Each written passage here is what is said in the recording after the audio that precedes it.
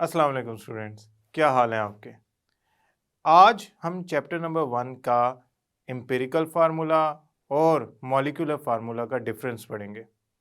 इसके साथ साथ हम एक एग्जाम्पल भी करेंगे, एग्जाम्पल नंबर 3, और हम एम्पिरिकल फार्मूला फाइंड करने का डिफरेंट स्टेप्स या मेथड को भी डिस्कस करेंगे। मैं उम्मीद करता हूँ ये टॉपिक आप ध्यान से सुनेंगे और इसको खुद भी प्रैक्टिस करेंगे। लेक्चर के एंड पे हम कुछ MCQs है जिनको हम सॉल्व करेंगे जो रिलेटेड है एम्पिरिकल फार्मूला और मॉलिक्यूलर फार्मूला से, और ये बहुत इंपॉर्टेंट है। तो मैं चाहूँगा कि आप उन जैसे या उन MCQs को याद रखें ताकि बोर्ड में अगर उनमें से कुछ आए तो आपको वो याद हो। एम्पिरिकल फार्मूला और मॉलिक्यूलर फार्मूला का डिफरेंस भी शॉर्ट क्वेश्चन के तौर पे आ सकता है और इनकी डेफिनेशन भी शॉर्ट क्वेश्चन के तौर पे आ सकती है। तो चलते हैं हम अपने टॉपिक की तरफ। स्टूडेंट्स, आज हम बहुत इंपॉर्टेंट टॉपिक करने जा रहे हैं। ये बोर्ड में शॉर्ट क्वेश्चन समटाइम आता है कि write down the difference between empirical and molecular formula. Sometime ये अकेला एज अ मॉलिक्यूलर फार्मूला या एम्पिरिकल फार्मूला आ जाता है। हमारे लिए ये इंपॉर्टेंट शॉर्ट क्वेश्चन तो है ही है, लेकिन हमारे लिए इसका कॉन्सेप्ट समझना भी बहुत इंपॉर्टेंट है। एम्पिरिकल फार्मूला एक सिंपलेस्ट रेशो है किसी कंपाउंड के अंदर जो डिफरेंट एटम्स मौजूद हैं, डिफरेंट एलिमेंट्स के, उनकी, और जो मॉलिक्यूलर फार्मूला है it tells you the actual number of atoms of different element in that compound. तो हम इसको थ्योरेटिकली तो एक दो दफ़ा समझ लेते हैं, लेकिन इसके साथ 2-3 एग्जाम्पल जोड़नी पड़ेंगी जिससे हमें यह टॉपिक बेहतरीन समझ आएगा। तो हम चलते हैं अपने टॉपिक की तरफ और एम्पिरिकल और मॉलिक्यूलर फार्मूला में फ़र्क देखते हैं। एम्पिरिकल फार्मूला एक सिंपलेस्ट फार्मूला है किसका, किसी कंपाउंड के अंदर मौजूद जो एटम्स हैं उनके दरमियान जो सिंपलेस्ट रेशो है किसकी, एक केमिकल फार्मूला है। ये एक सिंपलेस्ट फार्मूला है किसी कंपाउंड का जो केमिकल फार्मूला है, यानी कि एम्पिरिकल फार्मूला एक टाइप है केमिकल फार्मूला की। ये एक सिंपलेस्ट फार्मूला होता है जिसके अंदर होता क्या है, सिंपलेस्ट होल नंबर रेशो होती है किन के दरमियान, एटम्स के दरमियान। कौन से एटम्स, डिफरेंट एलिमेंट्स के जो उस कंपाउंड के अंदर पाए जाते हैं। फॉर एग्जांपल हमारे पास है एक बेंजीन, ये एक ऑर्गेनिक कंपाउंड है, ठीक है, हाइड्रोकार्बन कंपाउंड है, साइक्लिक है। इसके कार्बन और हाइड्रोजन के दरमियान जो सिंपलेस्ट रेशो है वो है 1:1 की। इसका एक्चुअल फार्मूला C1H1 नहीं है, CH से आप बेंजीन नहीं शो कर सकते। लेकिन अगर मैं किसी एक्सपेरिमेंट की बेस पे परसेंटेज कंपोजिशन फाइंड कर लूँ, परसेंटेज ऑफ एलिमेंट फाइंड कर लूँ, तो कुछ स्टेप्स के ज़रिए मैं इन एटम्स के दरमियान सिंपलेस्ट होल नंबर रेशो तक पहुँच सकता हूँ। ये सिंपलेस्ट होल नंबर रेशो किसी मॉलिक्यूल के जो एटम्स हैं उनके दरमियान एम्पिरिकल फार्मूला कहलाती है। अगर मैं एग्जाम्पल के लिए इसको करना चाहूँ तो मेरे पास एक है ग्लूकोज। ग्लूकोज का फार्मूला होता है C6H12O6। इसमें जरा रेशो चेक करें आप, C की कितनी है 6, हाइड्रोजन की कितनी है 12, ऑक्सीजन की कितनी है 6। अब ये कैंसिल आउट होते हैं, ये कैंसिल आउट होता है 6 1 ज़ा 6, 6 2 ज़ा 12 एंड 6 1 ज़ा 6। इससे सिंप्लीफाई नहीं होती रेशो, लिहाजा ये सिंपलेस्ट रेशो कहलाएगी। ये सिंपलेस्ट रेशो ग्लूकोज का फार्मूला क्या बना देगी, सिंपलेस्ट फार्मूला CH2O या C1H2O1। ये जो हमारे पास सिंपलेस्ट फार्मूला आया है ये वाला CH2O, इसे हम कहेंगे एम्पिरिकल फार्मूला। एम्पिरिकल फार्मूला असल में मॉलिक्यूलर फार्मूला ड्राइव कर सकता है, निकाल सकता है, हम उसके जरिए फाइंड कर सकते हैं। Somehow it is a simplest ratio किनकी, डिफरेंट एटम्स की, किसके अंदर, किसी कंपाउंड के अंदर। मॉलिक्यूलर फार्मूला इससे डिफरेंट होता है। मॉलिक्यूलर फार्मूला क्या होता है, ये आपका टोटल नंबर ऑफ एटम्स बताता है। It tells you the actual number of atoms, it tells you the total number of atoms. Means अगर मैं ग्लूकोज की बात करूं तो ग्लूकोज में जो असल तादाद थी कार्बन की वो 6 थी, हाइड्रोजन में 12 थी, ऑक्सीजन की 6 थी। लेकिन अगर मैं सिंपलेस्ट बात करूं तो 1:1 असल फार्मूला तो ये है। ये क्या बता रहा है कि एक्चुअली टोटल कार्बन जो है इसमें 6 है ऑक्सीजन 6 है, हाइड्रोजन 12 है, तो ये कहलाएगा मॉलिक्यूलर फार्मूला। तो मॉलिक्यूलर फार्मूला क्या हो गया? It gives this formula actually represent total या actual number of atoms of different elements in a compound. For example अगर मैं बेंजीन की ही बात करूं तो बेंजीन का जो एक्चुअल फार्मूला होता है वो होता है C6H6। बोला बात है, ये निकाला कैसे है, हम उसकी तरफ चलते हैं। लेकिन बेंजीन का जो एक्चुअल फार्मूला है उसमें जो असल में तादाद है एटम्स की, वो उसका कहलाएगा मॉलिक्यूलर फार्मूला। यानी कि किसी केमिकल फार्मूला में जो असल तादाद शो होती है वो कहलाता है उसका मॉलिक्यूलर फार्मूला, और जो सिंपलेस्ट रेशो शो होती है वो कहलाती है आपको एम्पिरिकल फार्मूला। है ये दोनों केमिकल फार्मूला है, लेकिन एक सिंपलेस्ट शो करता है, एक actual number of atoms show करता है। एम्पिरिकल फार्मूला ड्राइव किया जा सकता है अगर हमें परसेंटेज ऑफ एलिमेंट्स पता हो। परसेंटेज ऑफ एलिमेंट्स के जरिए हम ड्राइव कर सकते हैं, फाइंड कर सकते हैं empirical formula. Molecular formula find करने के लिए आपको दो चीजें पता होनी चाहिए, एम्पिरिकल फार्मूला और फैक्टर n। ये आपका दोनों मल्टीप्लाई होकर मॉलिक्यूलर फार्मूला बता देंगे। फॉर एग्जांपल अगर मैं बेंजीन की बात करूं तो बेंजीन के अंदर जो एम्पिरिकल फार्मूला था वो था C1H1 और उसका जो n फैक्टर है वो है 6, तो उसका मॉलिक्यूलर फार्मूला क्या बन गया? C6H6। अब आपका पहला क्वेश्चन ये होगा कि ये जो फैक्टर है, ये जो मल्टीपल है, ये जो वैल्यू है, ये कहाँ से आई है? मुझे कैसे पता लगा ये 6 ही है? ये 50 भी तो हो सकती थी। मीन्स 50 मल्टीप्लाई बाय C1H1, तो मैं इसका फार्मूला बना देता C50H50। अगर C6H6 हो सके, कोई तो रीजन होगी कि n की वैल्यू एक सर्टन आती है किसी कंपाउंड के लिए। n की वैल्यू असल में हम फाइंड कर सकते हैं अगर हमें दो चीजें पता हो, molecular mass of that compound, ठीक है, divided by empirical formula mass. Molecular mass vapour density method से निकल सकता है, एक्सपेरिमेंटली फाइंड हो सकता है। फॉर एग्जांपल बेंजीन का वेपर डेंसिटी मेथड से जो मॉलिक्यूलर मास निकला वो हमारे पास आया 78। ठीक हो गया, ये हमने निकाल लिया। एम्पिरिकल फार्मूला मास निकालने के लिए मुझे बेंजीन का एम्पिरिकल फार्मूला देखना पड़ेगा, वो है CH। तो CH से मैं कैसे निकाल सकता हूं? एक कार्बन है, एक हाइड्रोजन है, तो ये बना 1 × 12 plus 1 × 1, that's come to be 13। तो इसके नीचे मैं लिख देता हूँ 13, तो मेरा फैक्टर क्या आ गया? 6, क्योंकि 13 1 13 6 78। ये जो फैक्टर है इसका मतलब ये हो गया कि ये मॉलिक्यूलर मास को एम्पिरिकल फार्मूला मास से डिवाइड करके आप निकाल सकते हैं। ये फैक्टर ज़रूरी नहीं कि हर दफ़ा ही 6 आए, हर कंपाउंड के लिए डिफरेंट होता है। मसलन फॉर एग्जांपल अगर मैं ग्लूकोज की बात करूं तो इसके लिए भी अगर 6 है तो ज़रूरी नहीं कि मीथेन के लिए भी 6 हो, मीथेन के लिए यूनिटी होगा। तो इसका मतलब ये हो गया कि n की डिफरेंट वैल्यूज़ होती हैं फॉर डिफरेंट कंपाउंड्स। अब समटाइम ऐसा होता है कि जो हमारा एम्पिरिकल फार्मूला होता है ना, वो ही मॉलिक्यूल्स का मॉलिक्यूलर फार्मूला होता है। ये तब पॉसिबल है जब ये जो n की वैल्यू है, ये जो फैक्टर है n, ये 1 के इक्वल हो।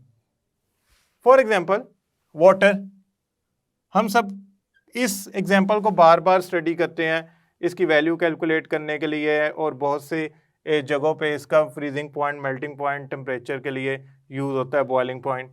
तो वाटर जो है, अगर मैं इसका मॉलिक्यूलर फार्मूला देखूं और एम्पिरिकल फार्मूला देखूं, इसका मॉलिक्यूलर फार्मूला है H2O, इसका एम्पिरिकल फार्मूला है H2O। इसका मतलब ये हो गया कि इनमें जो एम्पिरिकल और मॉलिक्यूलर फार्मूला वो सेम है। तो यहां से ये साबित होता है कि ज़रूरी नहीं कि हर कंपाउंड का एम्पिरिकल और मॉलिक्यूलर फार्मूला डिफरेंट हो, कुछ के सेम भी होते हैं। ज़रूरी नहीं कि वाटर ही आप एग्जांपल लें, आप कार्बन डाइऑक्साइड ले सकते हैं, आप NO2 ले सकते हैं, आप मीथेन ले सकते हैं। बहुत सारे कंपाउंड हैं जिनका एम्पिरिकल और मॉलिक्यूलर फार्मूला सेम होता है, उनके लिए जो n की वैल्यू है, फैक्टर की वैल्यू, वो 1 होती है। अब फॉर एग्जांपल हम ऐसा करते हैं, ऐसा वैल्यू लेते हैं जिसमें n नॉन 1 हो, यानी कि 1 के अलावा हो। मैं ग्लूकोज की बात करता हूँ। ग्लूकोज का जो एम्पिरिकल फार्मूला है वो है C6H12O6। और ग्लूकोज का जो ये है इसका मॉलिक्यूलर फार्मूला। ग्लूकोज का जो एम्पिरिकल फार्मूला है वो होता है simplest ratio between the atom CH2O। अब हाइड्रोजन परऑक्साइड की बात करते हैं। हाइड्रोजन परऑक्साइड बेहतरीन किस्म का ऑक्सीडाइजिंग एजेंट। इसका जो मॉलिक्यूलर फार्मूला होता है वो होता है H2O2 और इसका जो एम्पिरिकल फार्मूला होता है वो होता है HO। अब इसमें जो n की वैल्यू है वो है 2, इसमें जो n की वैल्यू है वो है 6। तो n की वैल्यू डिफरेंट होती है डिफरेंट कंपाउंड्स के लिए और वो उनकी जो वैल्यू है वो इस एम्पिरिकल फार्मूला से मल्टीप्लाई करके मॉलिक्यूलर फार्मूला निकाल सकती है। यानी कि दोनों केमिकल फार्मूला आपस में इंटर रिलेटेड हैं। आप एम्पिरिकल फार्मूला फाइंड कर लें तो आप मॉलिक्यूलर फार्मूला निकाल लेते हैं। मॉलिक्यूलर फार्मूला निकालने के लिए n की वैल्यू से एम्पिरिकल फार्मूला को मल्टीप्लाई करते हैं। कुछ कंपाउंड होते हैं जिनका मॉलिक्यूलर फार्मूला नहीं होता, सिर्फ एम्पिरिकल फार्मूला होता है, सिंपलेस्ट रेशियो होती है, वो जो आयन से मिलकर बने होते हैं यानी कि आयनिक कंपाउंड। फॉर एग्जांपल मैं बात कर रहा हूँ NaCl की, ठीक है, मैग्नीशियम ऑक्साइड की। ये ऐसे कंपाउंड है जिनका सिर्फ और सिर्फ एम्पिरिकल फार्मूला होता है, इनका मॉलिक्यूलर फार्मूला नहीं होता। जब मैं मॉलिक्यूलर फार्मूला की बात करता हूँ तो मैं मॉलिक्यूल की बात करता हूँ। जब मैं मॉलिक्यूल की बात करता हूँ तो मैं ऐसे कंपाउंड्स की बात करता हूँ जो मॉलिक्यूलर फॉर्म में एग्जिस्ट करते हैं। हम एथेनॉल, मेथनॉल, बेंजीन, ग्लूकोज, इन सारी चीज़ों को बार बार पढ़ते रहते हैं। तो यूजुअली ये सारे मॉलिक्यूल हैं और इनका मॉलिक्यूलर फार्मूला भी होता है, एम्पिरिकल फार्मूला भी होता है। अब यहाँ पे एक कन्फ्यूजन दूर करना बहुत ज़रूरी है। वो कन्फ्यूजन ये है कि कुछ ऐसे कंपाउंड भी तो होते हैं जिनका मॉलिक्यूलर फार्मूला सेम होता है, लेकिन जब मैं उनको ड्रॉ करने पे आता हूँ तो वो डिफरेंट स्ट्रक्चर बनाना शुरू कर देते हैं। फॉर एग्जांपल हम यहाँ पे दो कंपाउंड लेते हैं। मैं इस टॉपिक का नाम नहीं लिखता ताकि मैं पहले एग्जांपल के जरिए आपको ये समझाऊं, फिर मैं इस टॉपिक की तरफ चलूंगा। यहाँ पे दो कंपाउंड लेते हैं। एक लेते हैं ethanol C2H5OH, this is ethanol. और दूसरा लेते हैं डाइमिथाइल ईथर। इसका मॉलिक्यूलर फार्मूला लिखें। 2 कार्बन, 6 हाइड्रोजन, 1 ऑक्सीजन। इसका लिखें 2 कार्बन, 6 हाइड्रोजन, 1 ऑक्सीजन। अब बात यूं है कि इनके मॉलिक्यूलर फार्मूला सेम है, लेकिन इनके स्ट्रक्चर्स डिफरेंट हैं। तो यहां पे हमें तो कंफ्यूजन हो जाएगी अगर हम सिर्फ मॉलिक्यूलर फार्मूला लेकर पूरे कंपाउंड को एक्सप्लेन करने चले जाते हैं, तो दैट वुड बिकम इम्पॉसिबल। एक मॉलिक्यूलर फार्मूला के बहुत से स्ट्रक्चर्स बन सकते हैं। अब ये ईथर है, ये एथेनॉल है। ईथर और एथेनॉल में बहुत फर्क है, इनकी प्रॉपर्टीज में फर्क है, इनके फंक्शनल ग्रुप में फर्क है, इनकी रिएक्टिविटी में फर्क है। तो अब मैं इनको इकट्ठा तो लिखने से रहा, ऐसे कंपाउंड जिसके मॉलिक्यूलर फार्मूला सेम हो लेकिन स्ट्रक्चरल फार्मूला डिफरेंट हो, ऐसे कंपाउंड को हम कहते हैं एक दूसरे के आइसोमर्स। और ऐसा फिनोमिना आइसोमरिज्म कहलाता है जिसमें हम आइसोमर्स को स्टडी करते हैं। तो ये दोनों एक दूसरे के आइसोमर्स हैं। आइसोमर्स क्या होए? आइसोमर्स ऐसे कंपाउंड होए जिनका मॉलिक्यूलर फार्मूला सेम होता है मगर स्ट्रक्चर डिफरेंट होता है।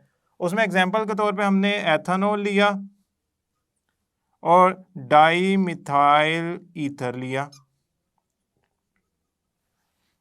यहां पे आपने एक बात याद रखनी है कि आइसोमर्स के वैसे टॉपिक में हम इसे पढ़ेंगे भी कि जब आइसोमर्स की बात आती है तो आइसोमर्स का स्ट्रक्चर फंक्शनल ग्रुप के तौर पे भी डिफरेंट हो सकता है, चेन के तौर पे भी डिफरेंट हो सकता है, उसमें प्लेसमेंट ऑफ फंक्शनल ग्रुप भी डिफरेंट हो सकती है। Means there are many possibility for a certain molecular formula to give multiple structures। मींस बहुत सारी पॉसिबिलिटीज हैं। ऐसा नहीं है कि आप समझ रहे हैं कि अगर इसके दो का एक बनता है तो किसी और का ये नहीं बन सकता होगा। बहुत सारे और भी मॉलिक्यूल हैं जो एक ही मॉलिक्यूलर फार्मूला रखते हैं लेकिन उन सारों का स्ट्रक्चर डिफरेंट होता है। अब स्टूडेंट्स, अगर ये आपको शॉर्ट क्वेश्चन आ जाए, तो यहाँ पे जो आपने चीजें समझनी है वो ये है कि आपने सबसे पहले तो इनमें डिफरेंस लिखना है। आप दोनों की डेफिनेशंस लिखेंगे, आप बताएंगे कि जो एम्पिरिकल फार्मूला है, ये is a type of chemical formula, ये आपको सिंपलेस्ट रेशियो बताती है, और जो मॉलिक्यूलर फार्मूला है it gives you the total number of atoms या एक्चुअल नंबर ऑफ एटम। यानी कि मैं इसको अगर लिख दूं तो ज्यादा बेहतर होगा। ये सिंपलेस्ट फार्मूला है, ये एक्चुअल फार्मूला है। इसमें एटम्स की सिंपलेस्ट रेशियो होती है, इसमें एक्चुअल होती है। उसके बाद आपने फैक्टर एन को एक्सप्लेन करना है, फैक्टर एन किस तरह फाइंड होता है उसकी एग्जांपल देनी है। मैंने आपको ग्लूकोज की एग्जांपल दी। उसके बाद डिफरेंट हमारे एम्पिरिकल फार्मूलाज और मॉलिक्यूलर फार्मूला सेम भी हो सकते हैं, डिफरेंट भी हो सकते हैं। और जब डिफरेंट मॉलिक्यूलर फार्मूलाज की मैं बात करता हूँ तो हो सकता है कि उनसे बनने वाला जो स्ट्रक्चर है वो डिफरेंट हो। यहाँ पे सबसे इंपॉर्टेंट जो चीज़ अब हमारे सामने आने लगी है वो है कि empirical formula percentage of element से निकलता कैसे है। मीन्स इस टॉपिक का जो सेकंड पार्ट है उसमें हम करने जा रहे हैं कि एम्पिरिकल फार्मूला अगर मेरे पास परसेंटेजेस ऑफ एलिमेंट हो तो उसके बाद कौन से स्टेप है जिससे मैं एम्पिरिकल फार्मूला तक पहुंच जाता हूं। तो हम चलते हैं अपने इस पार्ट 2 की तरफ, जिसमें हम एम्पिरिकल फार्मूला के जरिए किसी कंपाउंड का मॉलिक्यूलर फार्मूला, पहले तो एम्पिरिकल फार्मूला फाइंड करेंगे डिफरेंट स्टेप्स के जरिए, फिर उस एम्पिरिकल फार्मूला से मॉलिक्यूलर फार्मूला भी फाइंड करने की तरफ चलते हैं। स्टूडेंट्स, अब हम एम्पिरिकल फार्मूला फाइंड करने के मुख्तलिफ स्टेप्स करने जा रहे हैं, और उन स्टेप्स के साथ हम एक एग्जाम्पल भी करेंगे, एग्जाम्पल नंबर 3। ये बोर्ड में लॉन्ग क्वेश्चन के तौर पे कंसीडर की जा सकती है, क्योंकि चैप्टर नंबर 1 में ज़्यादातर न्यूमेरिकल पेयरिंग स्कीम के अंदर आता है। लिहाजा हमने भी इस चैप्टर में मौजूद न्यूमेरिकल्स के ईच एंड एवरी स्टेप को फोकस करना है। तो सबसे पहले तो हम देखते हैं कि एम्पिरिकल फार्मूला जो हमने लास्ट टाइम पढ़ा है वो क्या है, फिर उसके स्टेप्स देखते हैं और उन स्टेप्स को 1 बाय 1 परफॉर्म करते हैं। फिर हम चलेंगे अपनी एग्जाम्पल की तरफ और उसको सॉल्व करेंगे।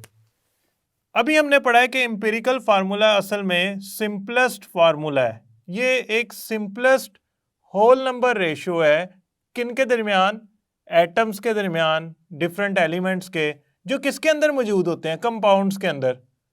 यानी कि कंपाउंड के अंदर जो डिफरेंट एटम्स मौजूद हैं एलिमेंट्स के, डिफरेंट एलिमेंट्स के, उनकी जो आपस में सिंपलेस्ट होल नंबर रेशियो है वो कहलाएगी एम्पिरिकल फार्मूला।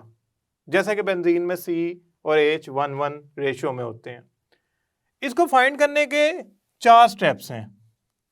पहला स्टेप ये है कि आपको परसेंटेज कंपोजिशन या percentage of each element in a compound पता हो। आपको percentage of each element in a compound पता हो। मतलब कार्बन, हाइड्रोजन और ऑक्सीजन जो है वो मौजूद हैं। से एक कंपाउंड है उसमें ये तीनों चीज़ें मौजूद हैं। जैसे कि ये है विटामिन C, इसमें कार्बन, हाइड्रोजन और ऑक्सीजन तीनों चीज़ें मौजूद होती हैं। तो आपको कार्बन की भी परसेंटेज पता होनी चाहिए, हाइड्रोजन की भी और ऑक्सीजन की भी। अगर ये परसेंटेज नहीं पता तो एक्सपेरिमेंटली फाइंड करें। एक्सपेरिमेंटली फाइंड करने के बाद जो आपके पास वैल्यूज आएंगी परसेंटेजेस को, उसको आपने यूज करना है। So the first step should be you should know the percentage of each element. If you don't know then find out. आप उसको एक्सपेरिमेंटली जिस भी तरीके से फाइंड करना उसे फाइंड आउट करें। स्टेप नंबर 2, आपके पास जो परसेंटेजेस आई हैं उनको आपने ग्राम्स, एटम्स में कन्वर्ट करना है, यानी कि मोल्स में कन्वर्ट करना है। अब आपने करना क्या है, divide each percentage with atomic mass of that atom of element to get gram atoms या moles of element। मसलन कार्बन की परसेंटेज है, फॉर एग्जांपल हमारे पास कार्बन की और हाइड्रोजन की, ये एक कंपाउंड है उसमें कार्बन की परसेंटेज आई है हमारे पास 12, हाइड्रोजन की परसेंटेज आई है 10। तो मैंने पहले स्टेप में परसेंटेजेस मुझे पता होनी चाहिए। दूसरे स्टेप में मैंने क्या करना है, इनकी परसेंटेजेस को डिवाइड करना है इनके एटॉमिक मास से। अब देखिए ये कार्बन एलिमेंट का एटम है, इसका एटॉमिक मास क्या होगा 12, हाइड्रोजन का क्या होगा 1.008। अगर मैं इसे 1 ही एज्यूम कर लूं, राउंड ऑफ कर लेता हूं ना, तो मेरे पास जो आंसर आएगा 10/1 का वो 10 आएगा, 12/12 का आएगा 1। तो ये हो गया सेकंड स्टेप, जिसमें हमने फाइंड क्या किए हैं, मोल्स। ये हमारे फाइंड हो गए मोल्स। अब मोल्स फाइंड करने के लिए आपने ईच परसेंटेज को डिवाइड करना है जो आपके पास एटम का एटॉमिक मास होता है। एटॉमिक मास पीरियोडिक टेबल से भी पता लग सकता है। समहाउ हमने किसी भी तरीके से, हमें एटॉमिक मास याद था या पीरियोडिक टेबल से देखा, हमने percentage of that atom of element को डिवाइड कर दिया उसके एटॉमिक मास से। द थर्ड स्टेप, इसमें आपने करना क्या, एटॉमिक रेशो फाइंड करनी है।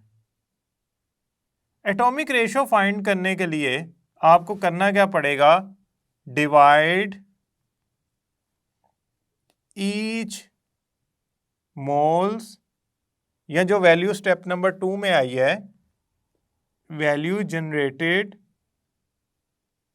इन स्टेप 2, यानी कि वो मोल्स, ग्राम एटम्स जो आपने स्टेप 2 में निकाले हैं, उनको आपने डिवाइड करना है विद द लीस्ट वैल्यू। अब वो लीस्ट वैल्यू कैसे पता लगेगी, अब ये देखें, मैंने क्या किया था, कार्बन और हाइड्रोजन को जब उनके एटॉमिक मास से डिवाइड किया था तो एक की वैल्यू आई थी 1, एक की वैल्यू आई थी 10। इनमें लीस्ट वैल्यू क्या है, डेफिनेटली 1। तो मैं क्या करूंगा, थर्ड स्टेप में इनको डिवाइड कर दूंगा लीस्ट वैल्यू से। किसकी, जो मोल्स की मेरे पास आई हुई है या ग्राम्स एटम की आई हुई है। तो ग्राम एटम्स की जो लीस्ट वैल्यू आई है अमंग द एलिमेंट्स, 3 एलिमेंट्स हैं, 3 में से जिसकी लीस्ट वैल्यू है, कार्बन की है, हाइड्रोजन की, ऑक्सीजन, जिसकी भी है, इससे फर्क नहीं पड़ता। स्पेशली असाइन नहीं करना कि फलां एटम की वैल्यू से करना है, नो, किसी भी वो जो given elements of atoms of different elements हैं, किसी की भी, से कार्बन की, हाइड्रोजन की, ऑक्सीजन की, इन तीनों में से जिसके लीस्ट नंबर ऑफ मोल्स हैं उससे डिवाइड कर देना है सारी वैल्यूज को, तो आपको एटॉमिक रेशियो आ जाएगी। स्टेप नंबर 4, अगर एटॉमिक रेशियो आपकी डेसिमल्स में आई है या फ्रैक्शन में आई है तो आपने उसे कन्वर्ट कर देना होल नंबर में। यानी कि आपने करना क्या है, convert atomic ratio into whole number. अब कैसे किया जा सकता है, एक तो ये है कि आपका आंसर ही होल नंबर में आए, दूसरा ये राउंड ऑफ हो जाए, मतलब 1.99 है तो वो डेफिनेटली 2 होगा ना। अगर वो राउंड ऑफ नहीं हो पाती, मतलब आपका आंसर आता है 1.33, अब इसको कैसे राउंड ऑफ करेंगे, समहाउ मैथ तो यही कहता है कि 5 से कम वाली वैल्यू नीचे डेसिमल में कम में राउंड ऑफ हो जाती है, 1.5 होगी तो वो 2 में राउंड ऑफ हो जाएगी। यहाँ हम क्या करते हैं कि अगर ऐसी वैल्यूज आ जाएं तो हम इसे मल्टीप्लाई कर देते हैं किसी नंबर से मैं इसे 3 से मल्टीप्लाई कर देता तो मेरे पास आंसर क्या आएगा, 3.99। Now this can be easily rounded off to 4। So 2 काम करने हैं हमने, होल नंबर में आंसर आ गया, बेहतरीन, स्टेप 4 कंप्लीट हो गया, जरूरत ही नहीं कुछ करने की, आंसर आ गया, इंपीरिकल फार्मूला आ गया। अगर होल नंबर में आंसर नहीं आता तो राउंड ऑफ करें, राउंड ऑफ नहीं होता तो किसी फैक्टर से मल्टीप्लाई करें कि आपका आंसर ऐसा आ जाए जो इजीली राउंड ऑफ हो सकता है। हम इस एग्जांपल नंबर 3 में ये सारे स्टेप करने जा रहे हैं, हमें अंदाजा हो जाएगा कि कैसे राउंड ऑफ करना है, किस फैक्टर से मल्टीप्लाई करना है और क्या पॉसिबिलिटी है। समहाउ हम इन 4 स्टेप्स को एक दफा दोबारा समझ लेते हैं याद रखने के लिए। मैं इनके शॉर्टकट लिख देता हूं ताकि आपको ये याद रहे। पहला step, percentage of each element पता हो, स्टेप ए या 1। स्टेप 2, आपको मोल्स फाइंड करने हैं ईच परसेंटेज के। कैसे पता लगेंगे, सिंपल सी बात है, परसेंटेज को डिवाइड कर दें एटॉमिक मास से।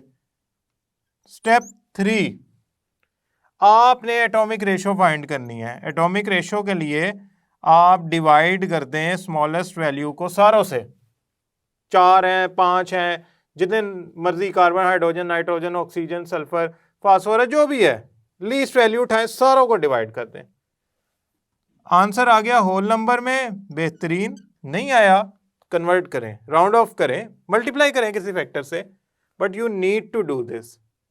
ये है हमारे 4 स्टेप किसको कैलकुलेट करने के, एम्पिरिकल फार्मूला को। लास्ट टाइम मैंने आपको बताया था कि परसेंटेज ऑफ एलिमेंट अगर हमें पता हो तो हम एम्पिरिकल फार्मूला तक पहुंच जाते हैं। अब एम्पिरिकल फार्मूला से आगे मॉलिक्यूलर फार्मूला कैसे निकलेगा, उसके लिए हमें मॉलिक्यूलर मास पता होना चाहिए। क्यों बोला? एम्पिरिकल फार्मूला n फैक्टर से मल्टीप्लाई होता है तो मॉलिक्यूलर फार्मूला आता है। ये जो n फैक्टर था ये क्या चीज थी? ये असल में एक वैल्यू थी, इंटीजर था 1 2 3 4 5 नॉन जीरो, जो कि कैलकुलेट हो सकता है अगर मॉलिक्यूलर मास पता हो, उसको डिवाइड करेंगे एम्पिरिकल फार्मूला मास से।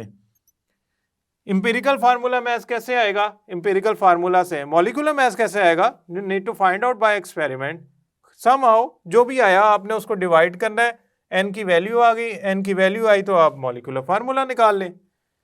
इसका मतलब ये हो गया कि असल जो हमारा हल है, हमारा सोल्यूशन है, हमारी प्रॉब्लम का मसला जहां पे आके अटकता है वो एम्पिरिकल फार्मूला है। एम्पिरिकल फार्मूला मुझे पता लग गया तो मेरा आधा मसला हल हो गया। मैं ये 4 स्टेप को लेके चलता हूं और इन चारों स्टेप को इस एग्जाम्पल नंबर 3 में करता हूं।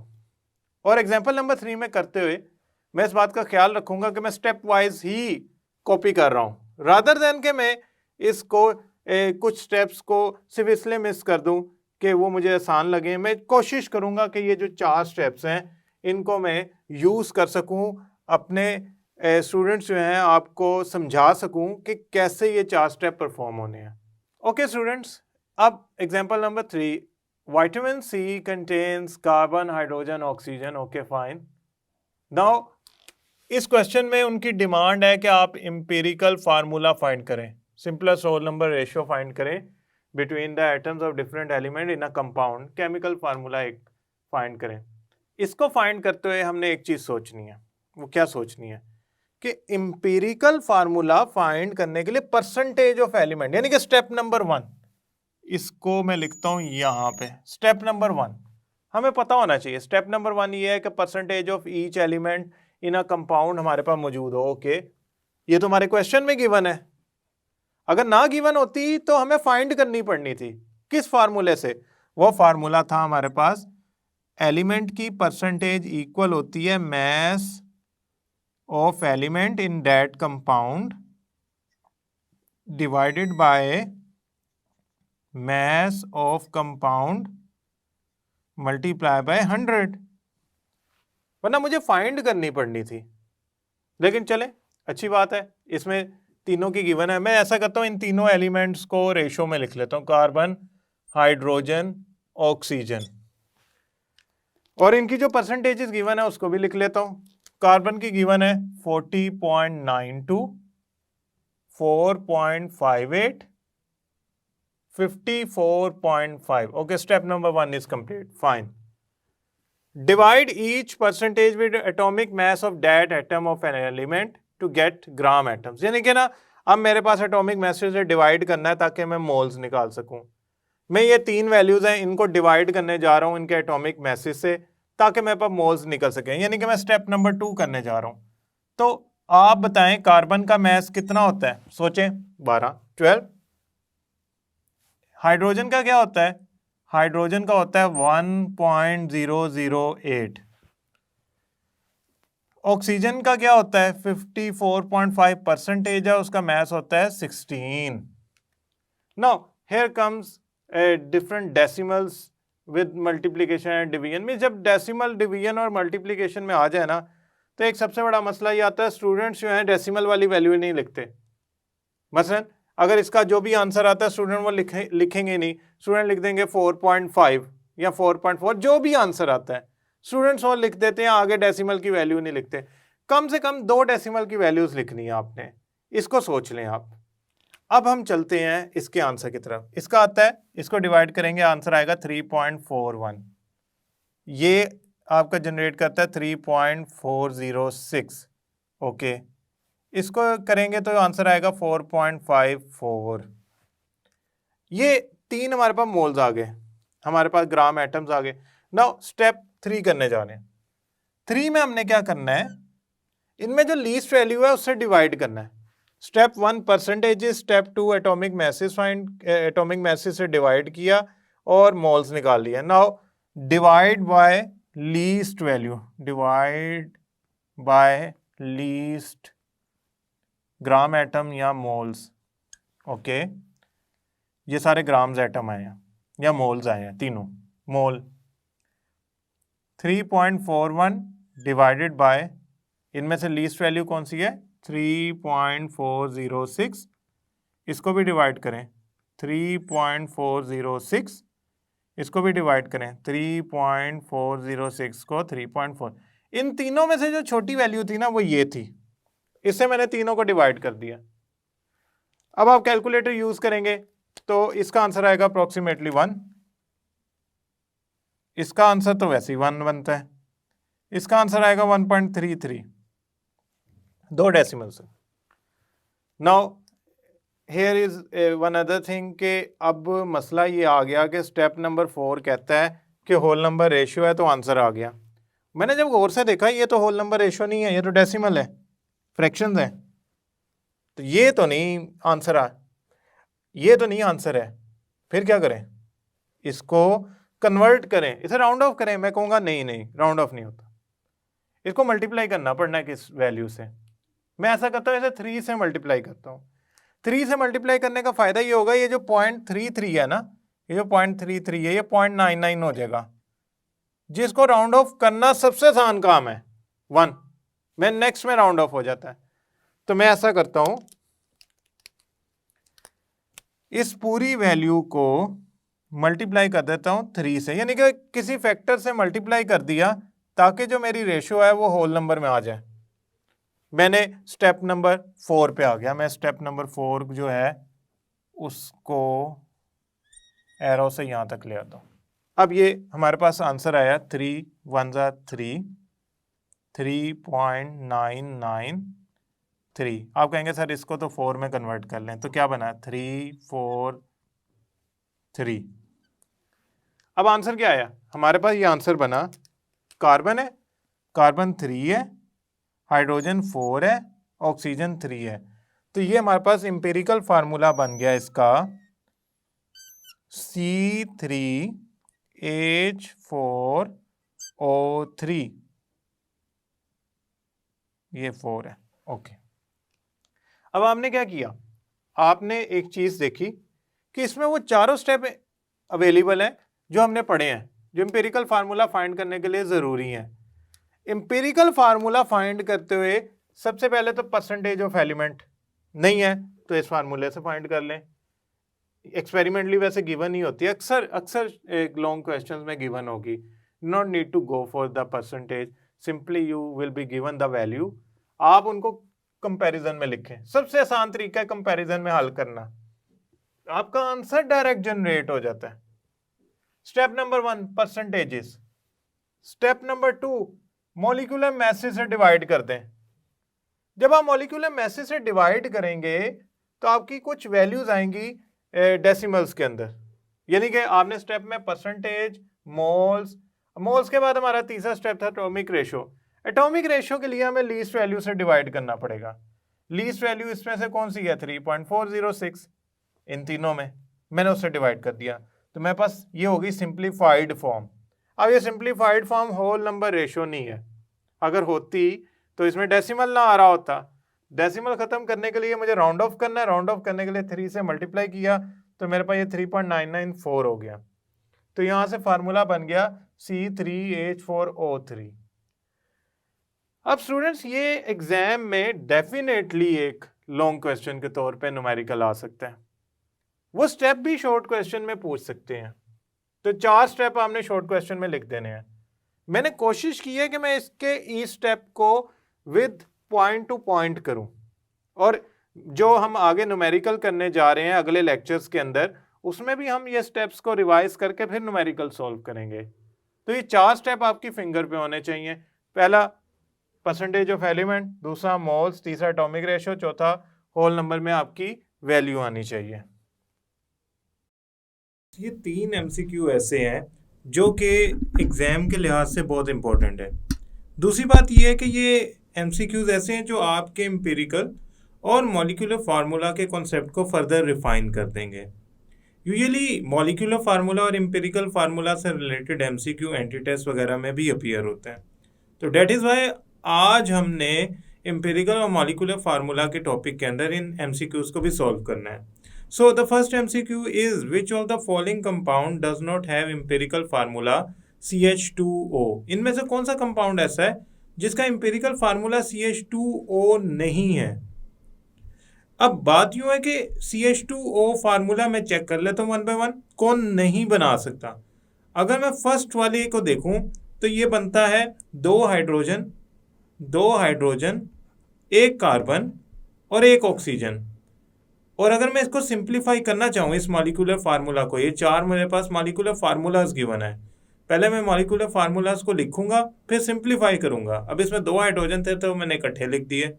अगर मैं सिंप्लीफाई करूं तो इसका मॉलिक्यूलर फार्मूला जो कन्वर्ट होता है सिंप्लीफाइड फॉर्म में वो CH2O ही है, क्योंकि इससे ज़्यादा ये फर्दर सिंप्लीफाई नहीं हो सकता। तो इसका एम्पिरिकल फार्मूला तो CH2O ही बनता है। नाउ ग्लूकोज की बात करते हैं, C6H12O6 की, ऑप्शन नंबर बी की। इसको अगर मैं सिंप्लीफाई करूं तो मैं ऐसा करता हूं, इसे 6 से डिवाइड कर देता हूं इस पूरे फार्मूला को, तो ये 1 बन जाएगा, ये 2 बन जाएगा और ये बन जाएगा मेरे पास 1। तो मेरे पास फार्मूला क्या बना, CH2O। तो इसका भी एम्पिरिकल फार्मूला CH2O ही बनता है। मैं बात करता हूं थर्ड ऑप्शन की, विच इज CH3COOH। तो उसके अंदर CH3COOH को पहली बात है मैं ज़रा थोड़ा फर्दर लिखता हूँ, जो सिंप्लीफाइड आप समझ लें मॉलिक्यूलर फार्मूला ही फॉर्म होती है, उसमें मैं हाइड्रोजन जो अलहदा लिखे हुए हैं उनको इकट्ठे लिख लेता हूँ और ऑक्सीजन को भी। तो बन गया CH4O2 और कार्बन कितने बन गए 2। क्यों, ये देखें 2 कार्बन 3 और 1 4 हाइड्रोजन और 2 ऑक्सीजन, तो ये बन गया CH2O। सिंप्लीफाइड फॉर्म क्या बन गई इसकी, CH2O। नाउ बचती तो डी ऑप्शन ही है, इसको भी हम चेक कर लेते हैं। इसमें टोटल कार्बन कितने हैं, 2 1 2, हाइड्रोजन कितने हैं 3 4 5 6 और ऑक्सीजन कितने हैं 1। तो इसको मैं अगर सिंप्लीफाई करता हूँ, इसमें जो रेशो है तो वो बनता है C2H6O ही। तो इसका मतलब ये जो डी ऑप्शन है ये करेक्ट ऑप्शन है, क्योंकि इसका जो एम्पिरिकल फार्मूला है वो नहीं बनता CH2O। अब स्टूडेंट्स हम चलते हैं अपने MCQ नंबर 2 की तरफ। A compound 60 gram on analysis gives 24 gram carbon, 4 gram hydrogen and 32 gram of oxygen. Empirical formula बताएं। बड़ी सिंपल सी बात है कि एम्पिरिकल फार्मूला निकालने के लिए हमें 4 स्टेप्स करने पड़ेंगे, यानी कि हर एक की परसेंटेज फाइंड करनी पड़ेगी। तो मैं ऐसा करता हूँ, मैं कार्बन, हाइड्रोजन और ऑक्सीजन को कंपेयर कर लेता हूँ वन बाय वन। कार्बन के मेरे पास 60 में से 24 ग्राम है। पहली बात है मैं इसकी परसेंटेज निकालूँ। इसकी परसेंटेज होगी mass of carbon divided by total mass of compound multiply by 100। Hydrogen की परसेंटेज होगी 4 ग्राम जो mass of हाइड्रोजन है divide by total mass multiply by 100। और ऑक्सीजन की परसेंटेज होगी 32 ग्राम डिवाइडेड बाय 60 जो टोटल mass है कंपाउंड का मल्टीप्लाई बाय 100। तो मेरे पास इनके 1 बाय 1 आंसर आते हैं। कार्बन का बनता है 40%, हाइड्रोजन की बनती है, अगर मैं इसको सोल्व करूं 6.66%, और जो मेरे पास ऑक्सीजन है उसकी बनती है 53.33%। अब मैं इन सारी वैल्यूज़ को ऐसा करता हूं, यहाँ पे लिख देता हूं। ये बन गया 40%, ये बन गया 6.66%, ओके, और ये बन गया मेरे पास 53.33%। परसेंटेजेस आ गई। अब इनको डिवाइड करता हूँ इनके मोल से, यानी कि कार्बन की परसेंटेज कितनी है 40, हाइड्रोजन की कितनी है 6.66 और इसकी है 53.33। अब मैं इनको डिवाइड करता हूँ इनके मोल से। फॉर एग्जांपल मैं 40 को अगर डिवाइड करता हूँ 12 से, 40 को 12 से डिवाइड करता हूँ तो मेरे पास आंसर आता है 3.33। हाइड्रोजन को यानी कि 6.66 को डिवाइड करता हूँ उसके हाइड्रोजन के मोलर मास से वो कितना होता है 1.008। तो मेरे पास आंसर आता है 6.607। मैं इसे 6.61 कर लेता हूं। और अगर मैं 53.33 को डिवाइड करूं ऑक्सीजन के मास से, अब ऑक्सीजन का मास जो होता है वो होता है 16, तो मैं इसका आंसर आता है 3.33। अब मैं ऐसा करता हूं, थर्ड स्टेप के अंदर जो इनमें से लीस्ट वैल्यू है उससे तीनों को डिवाइड कर देता हूं। अब आपके ख्याल में इनमें से लीस्ट वैल्यू कौन सी है तीनों में? 3.33। तो मैं थर्ड स्टेप करता हूं, एम्पिरिकल फार्मूला को सारों को 3.33 से डिवाइड कर देता हूं। तो ये आंसर आ गया 1, ये आंसर आ गया 2, ये आंसर आ गया 1। अब अप्रोक्सीमेटली अगर मैं 6.61 को डिवाइड करूं 3.33 से तो 1.9 आंसर आता है, जिसको मैंने अप्रोक्सीमेटली 2 लिख लिया है, क्योंकि 1.9 राउंड ऑफ होके 2 ही आंसर देगा। तो अगर आप इसके चाहे 2 की जगह चाहें तो 1.98 लिख सकते हैं, which will eventually lead to 2। मैंने इसलिए वो स्टेप मिस कर दिया था, बट समहाउ कार्बन, हाइड्रोजन और ऑक्सीजन का जो साथ एम्पिरिकल फार्मूला आया है इस कंपाउंड का, वो आया CH2O। तो इसमें जो ऑप्शन है वो ए सही है, क्योंकि यही एम्पिरिकल फार्मूला बनता है अगर मेरे पास कैलकुलेशन की जाए, 4 स्टेप किए जाएं तो। अब चलते हैं हम थर्ड MCQ की तरफ। एक कंपाउंड है, उसका एम्पिरिकल फार्मूला है C3H3O और मॉलिक्यूलर मास है 110। मॉलिक्यूलर फार्मूला ऑफ कंपाउंड क्या होगा? एम्पिरिकल फार्मूला जो हमारे पास गिवन है वो है C3H3O और molecular mass of compound given है 110। अब जो मॉलिक्यूलर फार्मूला निकाला जाता है वो निकाला जाता है molecular formula is equal to n multiply by empirical formula. Empirical formula तो गिवन है C3H3O, n की वैल्यू नहीं गिवन। n के लिए मेरे पास एक फार्मूला गिवन है, n is equal to molecular mass divided by empirical formula mass. तो मैंने क्या करना है कि मॉलिक्यूलर मास जो गिवन है, मतलब 110 गिवन है, उसको डिवाइड कर देना एम्पिरिकल फार्मूला मास से। एम्पिरिकल फार्मूला मास क्या होगा, उसके लिए एम्पिरिकल फार्मूला देखते हैं C3H3O और इसका मास निकालते हैं। 3 कार्बन है, 3 हाइड्रोजन है, 1 ऑक्सीजन है। 3 कार्बन का होगा 12, 3 हाइड्रोजन का होगा 1 और ऑक्सीजन का होता है 16। तो ये आपके पास जो मास वो आया 55। तो यहां पे मैं लिख देता हूं 55। तो n की वैल्यू आ गई 2। अब जो मेरे पास फार्मूला है वो क्या था? Molecular formula is equal to n multiply by empirical formula. मेरे पास एम्पिरिकल फार्मूला के लिए n की वैल्यू भी, सॉरी मॉलिक्यूलर फार्मूला के लिए n की वैल्यू भी आ गई है 2। एम्पिरिकल फार्मूला की वैल्यू है C3H3O। तो मेरे पास जो मॉलिक्यूलर फार्मूला आया है इसका वो आएगा 2 मल्टीप्लाई बाय C3H3O आएगा C6H6O2। अब ये वाला जो मेरे पास C6H6O2 फार्मूला है वो ऑप्शन नंबर बी में मौजूद है। तो ऑप्शन नंबर बी जो है वो एक्यूरेट है, क्योंकि मैंने जो फार्मूला निकाला थ्रू कैलकुलेशन तो वो निकला C6H6O2। स्टूडेंट्स, इस लेक्चर के अंदर 2 चीज़ें आपने सीखी, एम्पिरिकल फार्मूला, उसको निकालने का तरीका, मॉलिक्यूलर फार्मूला और उसको फाइंड करने का तरीका।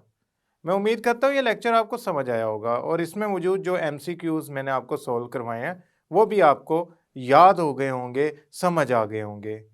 याद रखिएगा, आपके बोर्ड के पेपर के अंदर MCQs के मार्क्स मौजूद हैं। एक काफ़ी बड़ा हिस्सा, not major but not too small कि आप उसे निगलेक्ट कर दें, छोटा हिस्सा नहीं है MCQs का, आपके नंबरों में बहुत बड़ा हिस्सा मौजूद है। तो MCQs हमने साथ साथ करने हैं। हर लेक्चर के साथ अगर MCQs जनरेट होते हुए तो हम उसे ज़रूर करेंगे। मुझे उम्मीद है लेक्चर समझ आया होगा आपको। नेक्स्ट लेक्चर तक के लिए अल्लाह हाफिज़।